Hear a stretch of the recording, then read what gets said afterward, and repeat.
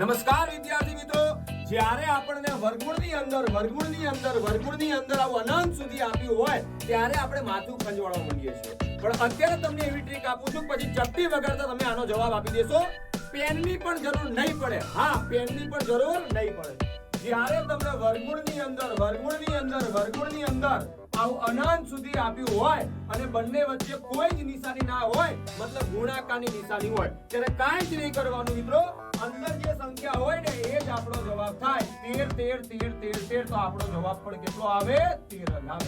અહીંયા વર્ગમૂળમાં 19 ગુણ્યા એનાય વર્ગમૂળમાં 19 ગુણ્યા એનાય વર્ગમૂળમાં 19, આવું ક્યાં સુધી આપ્યું છે? અનંત સુધી. કશું જ નહીં કરવાનું સાહેબ. અંદર જે હોય એ જ આપણો જવાબ હોય, તો આનો જવાબ કેટલો આવશે? 19 આવશે.